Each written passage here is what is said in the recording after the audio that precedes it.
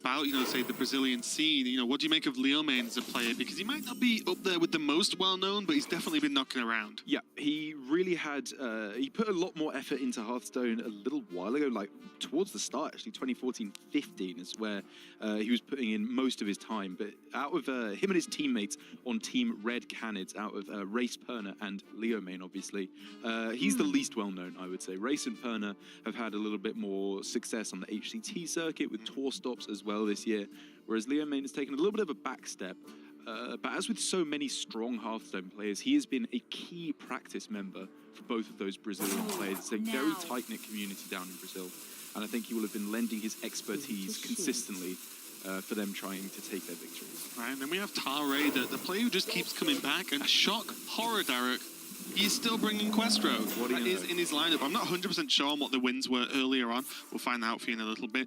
But for now, it's going to be the Holy Wrath Paladin versus the Hunter.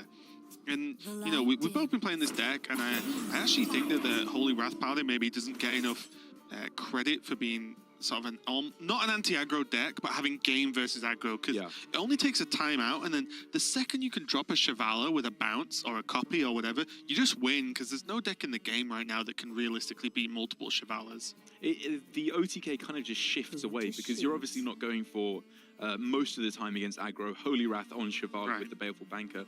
The OTK, or the combo that you're doing, I suppose I should say, at the end, is just bouncing Shivala. That just wins you the game against pretty much every aggro deck.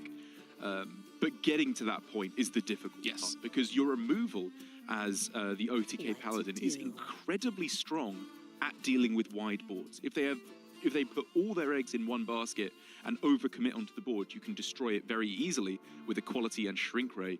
But it's single target removal that I think is the real Achilles heel of this OTK Paladin. And so if Tare is able to stick something like a adapted Misha here, or maybe a big Scavenging Hyena, maybe even just the Tundra Rhino, these are a lot of must-remove targets that Leomane could struggle to get rid of. Yeah, interesting list as well from Leomane. We can see he's running the one True Silver, the one Shrink Ray, but only one Holy Wrath. And personally, I feel like that makes the deck a little bit riskier than it needs to be, because we heard from the guys, sometimes you just Holy Wrath them on turn 5 and kill them. But also, Holy Wrath's just a fine card draw tool, you know, if you have two. I mean, so you can play one to just keep cycling, and still know you've got the second one in the bank. I'm actually personally of the other school of thought. I quite like the one Holy Wrath build, but I still use it very liberally. I think a lot more often than would initially meet the eye, you go for the Horseman OTK. I think that's just often the more reliable way to do it. Interesting. Because you don't have to draw through your whole deck for that. You just need Uther on 9, and then you can go for it with the Pandas and the Zolas. Obviously, you need to have built your deck in that way, whereas Leomane only has one youthful Broodmaster, whereas I run 2, so it obviously gets a little bit more tricky. I don't think I actually love this list from Leomane. I think I personally prefer 2 Brewmasters as opposed to just one. But it's very interesting, like we were saying in the pre-show, just how unrefined this deck is. There's so much room for creativity and personal playstyles thrown in there. Yeah, we see Snipe's going to go off onto a Novice Engineer, probably the best target in the world for that. I will say as well that already, with this Hybrid Hunter that Leomane's against, he isn't doing too bad in terms of a life total. The Snake Trap's a little bit frustrating, and with no coin for Consecrate, it's a little bit tough to deal with just because there's multiple minions on board. We can see Hyena, of course. But, you know, it only requires a turn or so to reach a little bit with timeout, get one board clear, then Hunter can run out of cards. Not as common now, because of Master's Call. He's probably the most powerful tool Hunter's had in a long time.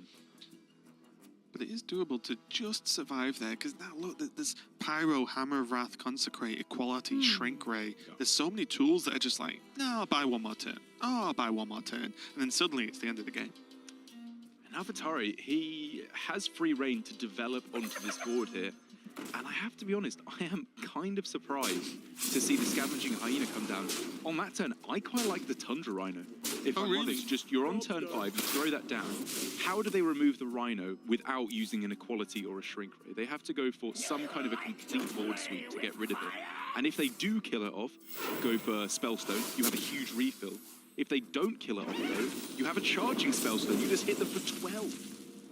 I think that's why I'm the other way. We just never agree, Darren. Because I think as you are edging the game over to turn 10, depending on what you draw and stuff, there is a chance that you can actually just kill the Paladin with 10 mana. Oh, what, you want to go for the Rhino Spellstone combo? Yeah, depending on what you draw and how the game plays Okay. out and if things are cleared. But what that says to Leo Main is you have to kill this hyena. If you don't, you may just die. And that's just the way it is. That's fair.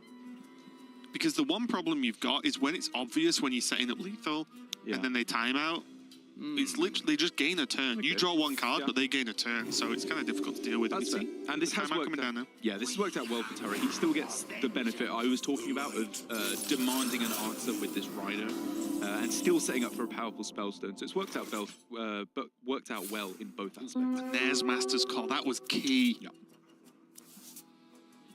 And look, imagine that timeout wasn't played. There could have been some heavy damage done again this turn. And the problem Leo Main has, it's one of the odd spots in the deck where you don't have card draw. And you need to cycle, because the way you survive is because you draw every card in your deck, and the amount of survival tools in your deck in total are enough. Yeah. But you need to get there. It's pretty crazy that he's run out of card draw, considering he had a double Christology opening, I think. Like, that just always hyper-cycles through your whole deck.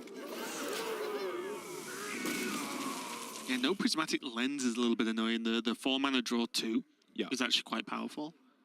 But now, like, it has to be another clear. Uther locked and loaded for next turn. And this is the scary part now for Tare. Like, we can see Uther. He can't, obviously. But now it's like, right, he's just cleared this. I've got nothing on board. My hand doesn't do much apart from, yes, you can make the 3/3s, but what if they're either cleared or another timeout or whatever? And Uther almost heals for 10. Pretty much, depending on trades, obviously. When you play it straight away. It will be a little bit difficult for Leo Main as to whether or not he goes for the Equality Clear or the Uther. The main reason I'm saying that is because while it is a pretty good Equality Consecration board clear, now it's unlikely that you'll face anything scarier immediately. Zul'jin is what I'm afraid of. That is what I lose to a staggering amount of time in this matchup. Is just the refill that Zul'jin affords. You need an answer to that, or you're just going to lose, which is why I think I like from Leo Main realizing this is scary, but it's not gaming. You can afford to take this damage and then heal up after. I like this because when you tick off Rhino and 2 Hyenas, it's unlikely, extremely unlikely you were dead this turn. That's true, yeah. And then if you're not dead, you just heal. And then you're still not dead, and then you're still not dead. Because there's now Flash of Light, Quality Consecrate, the Shrink Ray, the Steven Righteous Protector, which is a little bit annoying sometimes. So down to 13, but this board's getting wiped. And there's going to be, what, potentially 9 heal coming out and card draw next turn? It's not perfect with the way it's worked out for Leo Main, though, because he's clearing a board of a similar size to last turn anyway. He's baited out a couple of extra resources by holding on with the Equality Consecration board clear. I guess. But maybe if he'd done it last turn, he could have held off a little bit more effectively. But either way, he's in a pretty good spot now. The scary part is, whenever you don't play Uther safely, you might die. Yes. And like, if you want to play Uther this turn after the refill where you're dead, it's too much damage. And bear in mind, if Zul'jin comes down, he can just Shrink Ray it. It's like, oh, 7/1/1s max. Yeah, nice one. Azeroth will be purified. Suddenly you start to see the stabilization that this Paladin deck can do. How do you feel about that attack with the weapon? He was at 13 health. He doesn't need to be afraid of refill from his opponent. Should he be swinging there or save it for removal? I think that... It's close, isn't it? It is close, because also the more damage you do, the more chance you're going to Holy Wrath someone to death. That's true. And you beat Rexar turns, which then buy them another turn and another, you know, it gets a little bit weird, but I think I like it overall because you've still got another swing. And also there might be some world in which then awkward target is made and you don't want to swing into it.